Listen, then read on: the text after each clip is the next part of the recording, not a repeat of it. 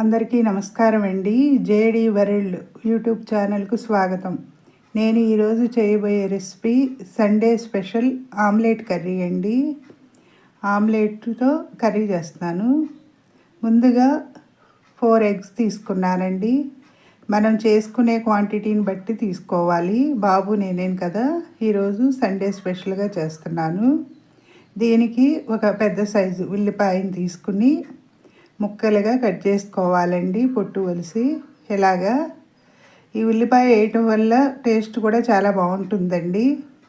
మనం దీన్ని గ్రేవీ ముద్దలాగా కూడా మిక్సీ వేసి కూడా చేసుకోవచ్చు. ముందుగా స్టవ్ వెలిగించి పెట్టుకున్నాను. దీనికి తగినంత ఆయిల్ వేసి కొంచెం జీలకర్ర వేసుకోవాలండి. తర్వాత ఫ్రై అయినాక మనం ముందుగా కట్ చేసి పెట్టుకున్న ఉల్లిపాయ ముక్కలు వేసుకున్నాను.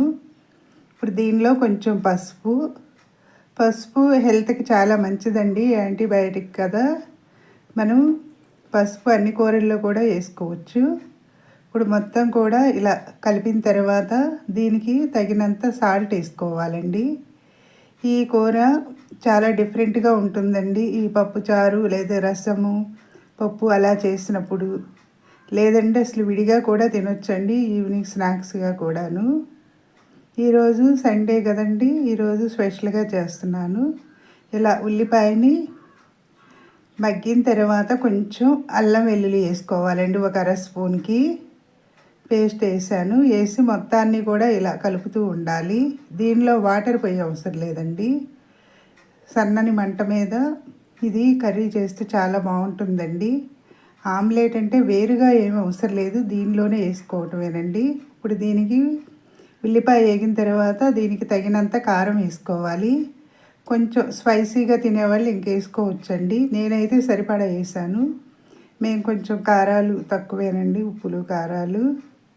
ఇలా మొత్తం కూడా కలుపుకోవాలి. ఇప్పుడు కలిపి ఇప్పుడు వీడియో అప్పుడు చేయటం కుదరలేదండి. ఎగ్స్ ఇలా ఒక్కొక్క చోట కొంచెం ఉల్లిపాయ పక్కకు జరిపి కుట్టిపోసానండి. ఎగ్స్ని ఇలా ఒక్కొక్కటి కొంచెం ఫ్రై అయిన తర్వాత తిప్పుకోవాలి. ఇది ఆమ్లెట్ లాగానే మనం చిన్న చిన్న పీసెస్గా వస్తుంది. ఇది డిఫరెంట్గా ఉంటుందండి, టేస్ట్ చాలా బాగుంటుంది. ఇలా కొంచెం ఆయిల్ పైకి వచ్చిన తర్వాత మరోవైపుకు తిప్పుకోవాలండి. ఇది ఆమ్లెట్లు వేసి కూడా చేయొచ్చు. ఈ ఉల్లిపాయలో వేసింది ఉల్లిపాయ మగ్గిన తర్వాత వేస్తే డిఫరెంట్గా ఉంటుందండి టేస్టు. అందుకే ఈరోజు సండే స్పెషల్గా ఇలా చేస్తున్నాను. ఈ 4 గుడ్లు కూడా 4 భాగాలుగా వేసుకున్నాను.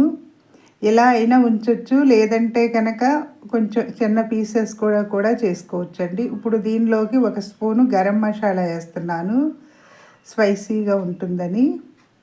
ఇలా వేసిన తర్వాత కూడా మరోవైపుకు తిప్పితే 2 పక్కల కూడా మసాలా ఫ్లేవర్ చాలా బాగుంటుందండి. ఇలా అప్పుడప్పుడు కొంచెం డిఫరెంట్గా చేసి పెడితే పిల్లలు కూడా ఇష్టంగా తింటారు. సబ్స్క్రైబర్స్ పెరగటం లేదండి, సబ్స్క్రైబ్ చేయండి. మరిన్ని వీడియోస్ చేస్తాను. నేను చేసే రెసిపీస్ ఎలా ఉన్నాయో మీరు కూడా చేసి కామెంట్స్లో పెట్టండి.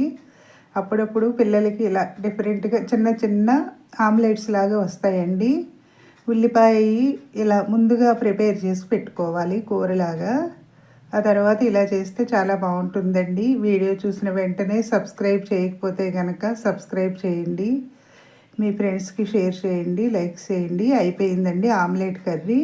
నచ్చితే లైక్ చేయండి, షేర్ చేయండి, సబ్స్క్రైబ్ చేయండి. మీ లక్ష్మీ కుమారి.